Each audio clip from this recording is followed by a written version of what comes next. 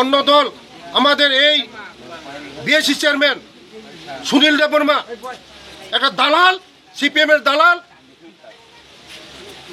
তার নেতৃত্বে আজকে আমাদের এই যারা গরিব, যারা নিরহ, যারা খেতে পারে না, তারা বিপিএল কার্ড পায় নাই, তারা ভাতার কোনো ব্যবস্থা হয় নাই।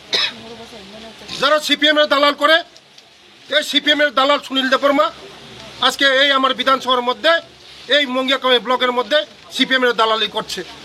আগামী দিন এই দালালি আমরা বন্ধ করব, এই দালালি করতে দেব না আমরা।